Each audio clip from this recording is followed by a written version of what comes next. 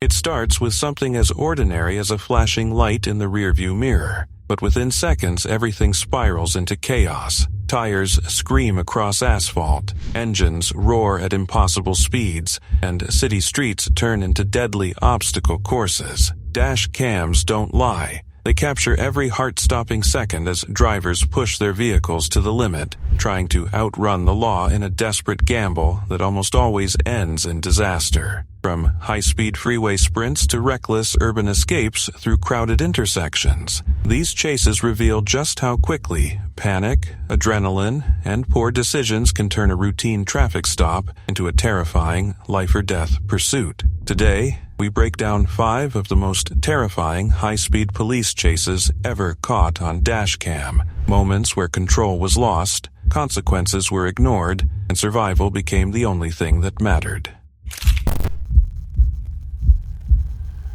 So we have a very serious situation, a carjacking suspect, and clearly traveling at a pretty good rate of speed. Maybe he's just a part-time cop suspect, carjack suspect. Time to get out of the vehicle? Might it be? No. Now this scares me. What are you doing out in the middle of nowhere, getting out of the car? It was September 28, 2012, and across America, millions of viewers were watching Fox News, expecting nothing more than another routine, live police chase. At first, it looked exactly like the kind of footage people had seen before. Helicopter cameras locked onto a copper-colored sedan, tearing through the streets of Phoenix, Arizona. The anchors spoke in that familiar calm tone, breaking down turns and speeds, as if this was just another story playing out on a loop. But it wasn't. Inside that car was 33-year-old Jodon Romero, a man already running from more than just the police. He was wanted for violating parole on a weapons charge, but that morning, things had escalated far beyond a simple violation. He had stolen a vehicle at gunpoint, and now, every second behind the wheel was another second deeper into chaos. Sirens closed in. Helicopters hovered overhead like predators. Officers followed at a distance, waiting for the right moment to end it safely. Then, everything changed. Romero fired. Not once, not randomly, but deliberately. Shots rang out during the chase, first toward pursuing officers, and then, unbelievably, toward the news helicopter itself. In that instant, what had been a tense pursuit turned into something far more dangerous. Even the people narrating the chase for millions at home suddenly weren't just observers anymore, they were in it. And still, the broadcast didn't stop. Romero pushed beyond the city,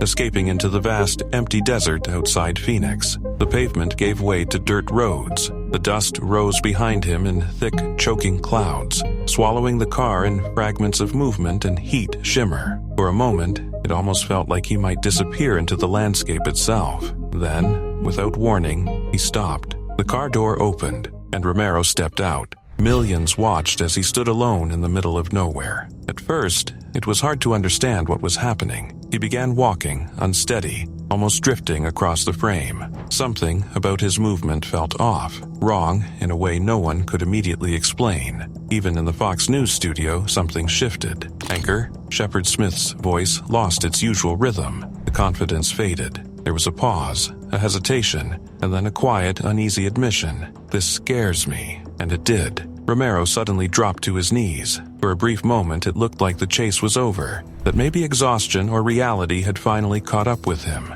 But then he rose again, slowly, as if pulled by something heavier than exhaustion. His hand moved, and in that instant, everything in the studio changed. "Get off! Get off! Get off!" Shepard Smith shouted, panic breaking through his voice as he believed there was a delay, that the control room would cut away before anything irreversible happened. But there wasn't time. Not enough time. Not for what was about to unfold. In a single moment that millions would never forget, Romero raised a handgun and fired. The screen didn't fade. It didn't blur. It didn't soften the moment for television. It just happened. Raw, sudden, and irreversible. Then silence. The broadcast cut to commercial almost immediately, but it was too late. What had been seen could not be unseen. When Fox News returned, the atmosphere had completely changed. Shepard Smith reappeared on screen, pale, shaken, his usual composure gone. He looked directly into the camera and apologized, his voice heavy with shock and regret. "We really messed up," he said, "and we're very sorry. But apologies don't erase images burned into memory." And the worst part wasn't even the millions who had watched it live. It was the children. Romero had 3 sons, just 9, 13, and 15 years old. They were at school when it happened, unaware that their world had just been torn apart in real time. By the evening, whispers had already started circulating. Something about a chase, something about a man on TV.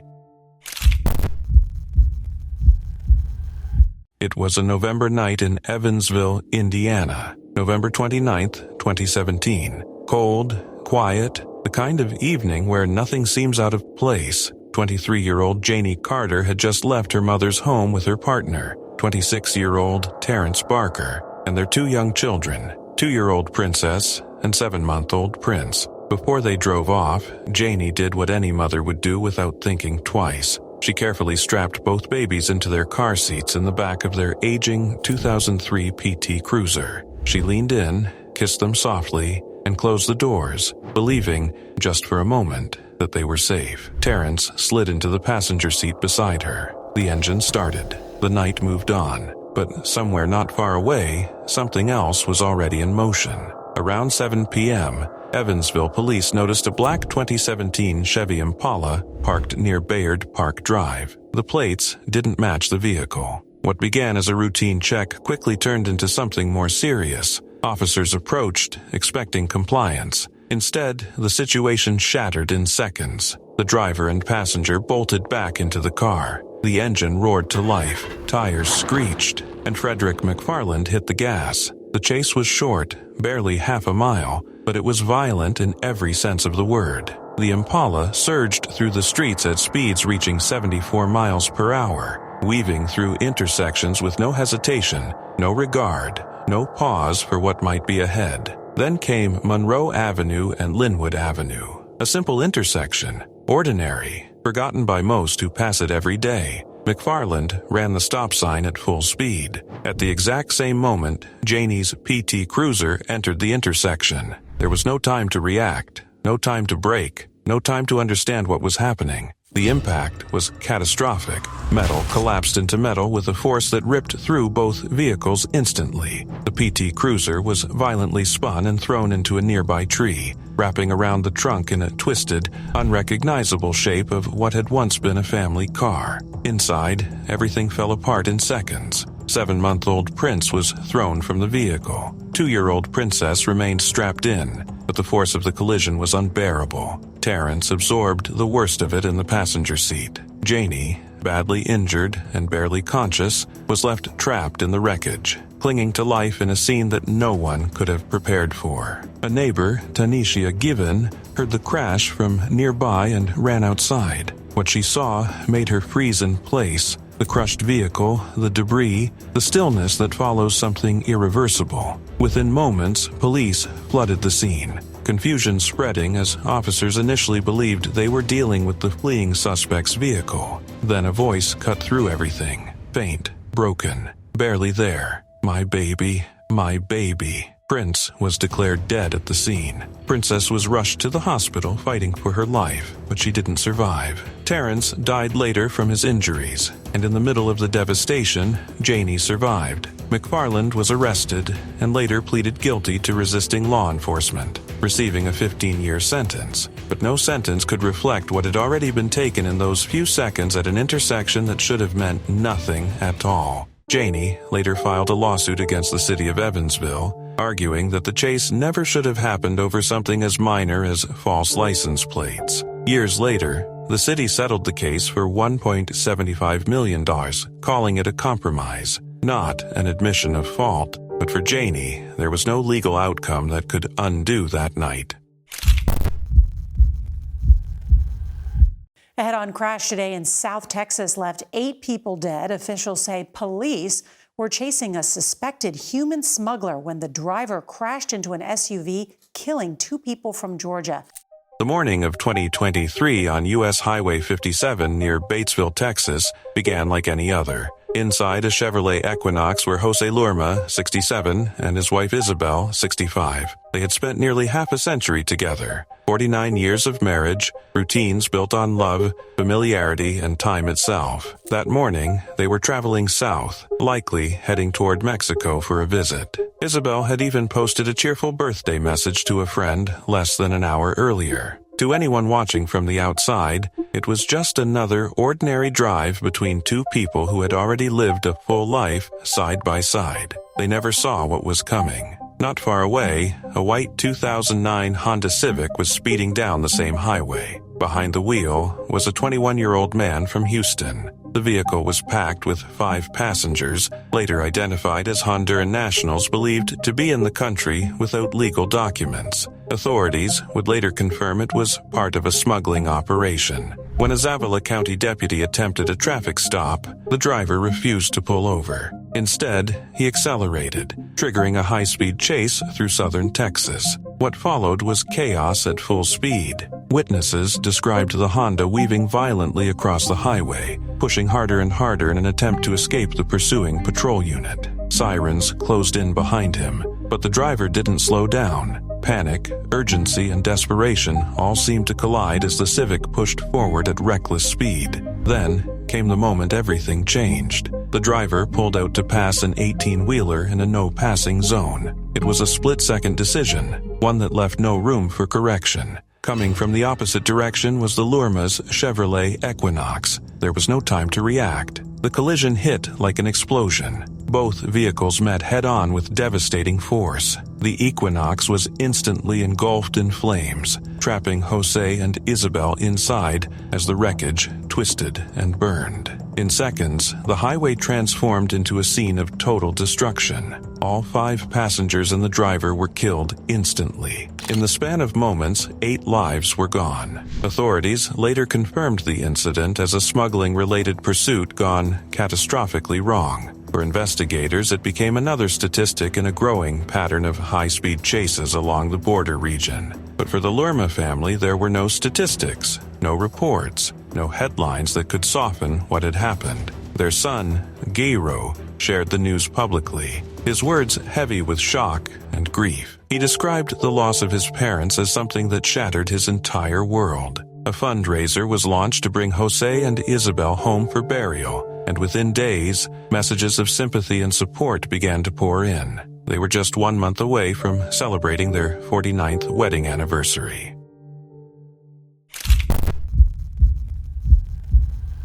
Heartbreak tonight in Victorville after the tragic death of a San Bernardino County Sheriff's deputy killed in the line of duty. The young father, husband, and 6-year veteran of the department was killed in a violent crash. It was the morning of March the 17th, 2025, in Victorville, California. Deputy Hector Quiss Jr. was actually supposed to be off that day. Instead, like so many times before, he picked up an overtime shift. It was the kind of choice everyone around him said defined who he was: reliable, committed, always willing to show up when others couldn't. 6 years into his service with the San Bernardino County Sheriff's Department, Quiss had built a reputation as more than just a deputy. To his family, he was a husband and a father first, a brother, a son, and long before the badge, he had been a football coach, the kind of mentor who shaped young lives on fields far from the chaos he would one day face in uniform. Just before 11 a.m., everything shifted.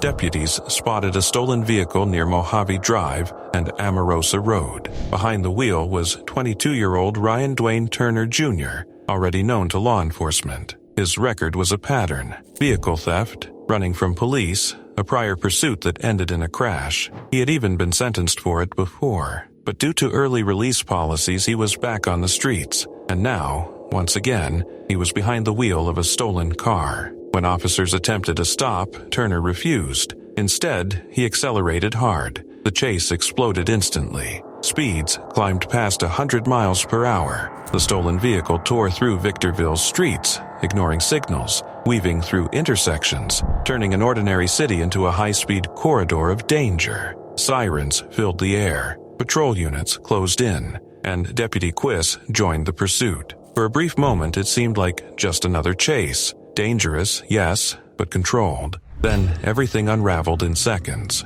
As the pursuit continued through intersections, Turner's reckless escape set off a chain reaction no one could stop. Deputy Quiss's patrol SUV collided with a sedan driven by 23-year-old Marceline Demian, who was completing a left turn on a green light. The impact was devastating. Quiss's vehicle was violently thrown into a light pole, snapping it in half on impact. The crash sent shockwaves through the area, knocking out power and shaking nearby homes. Within moments, first responders flooded the scene. Despite all efforts, Deputy Quiss suffered catastrophic injuries. He was pronounced dead at the scene.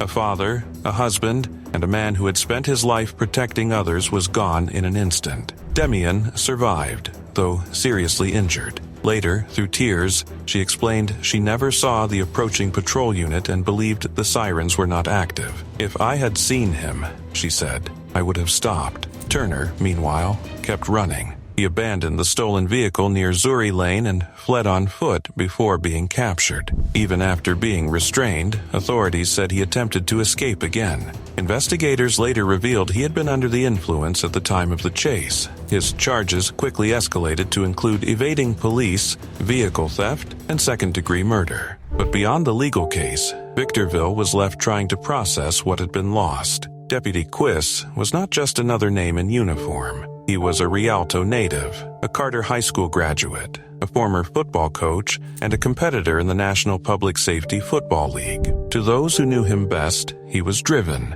but grounded in something deeper than duty. It was January 22, 2019 in Birmingham, United Kingdom, a cold winter night like any other. 28-year-old Holly Burke, a police community support officer, had just finished her shift. Tired but steady, she got into her Ford Fiesta and drove off along Lordswood Road, heading home the same way she had countless times before. There was nothing unusual in the air, nothing to suggest that her life was about to be taken in an instant. At almost the same time, across the city, something far more chaotic was unfolding. A Renault Scenic was flying down the Aston Expressway at dangerous speed. Behind the wheel was 42-year-old Darren a man with no driving license, no insurance, and a body heavily affected by drugs far beyond legal limits. When police on routine patrol spotted him and attempted to stop him, he refused immediately. That refusal sparked a 14-minute pursuit that would tear through Birmingham's busiest roads like a storm. What followed was pure recklessness. Pushed the vehicle through residential streets at nearly 60 miles in 30 zones. On main roads and expressways, he surged past 100 mph, weaving through traffic, overtaking dangerously, and treating every intersection like it didn't exist. Police deployed a stinger device in an attempt to stop him, but he drove straight over it without slowing down. CCTV footage later showed him running red lights, forcing his way into oncoming lanes, and speeding past City Hospital at twice the legal limit. For nearly 12 miles, he turned the city into a gamble, where every driver on the road unknowingly risked their life. When questioned later, claimed he panicked and was only trying to pick up a friend, insisting he didn't want the vehicle seized. But that explanation collapsed under the weight of his history. This wasn't a one-time mistake. It was a pattern. A man with decades of convictions behind him. Robbery, weapons offenses, smuggling, prison sentences, choosing once again to get behind the wheel while intoxicated, unlicensed, and dangerous. He wasn't confused about the risk. He was running from it. Just before 11:30 p.m., the chase reached its final moments. Approached the junction at Bearwood Road and Hagley Road. The traffic light was red. He didn't slow down. He didn't hesitate. He went straight through at nearly 80 miles an hour. At the exact same moment, Holly Burke's light turned green. She moved forward, following the rules of the road like any driver would expect to be safe doing. She had no warning, no time, no chance to react. The collision was immediate and catastrophic. Renault struck the driver's side of her Ford Fiesta with devastating force, the impact echoing through the junction as debris scattered across the road. Witnesses described scenes of chaos as emergency services rushed in within seconds. Officers attempted CPR at the scene, desperately trying to revive her, refusing to give up even as the situation grew more hopeless by the moment. Paramedics took over, but it was already too late. Holly Burke was pronounced dead at the scene. She never made it home. Boom, meanwhile, managed to crawl from the wreckage with relatively minor injuries. He survived. She did not. He was arrested immediately and charged with causing death by dangerous driving, driving under the influence, driving without a license, and multiple other offenses. As investigators dug deeper, a clearer picture emerged, one of repeated warnings ignored. 44 previous convictions dating back to 1993, a long record involving violence, weapons, robbery, and imprisonment. A man who had been released only months earlier, now responsible for a death that should never have happened. In February 2019, the court sentenced him to 9 years in prison, with an additional 3-year extended license period and a 16-year driving ban. The judge described him as a serious danger to the public,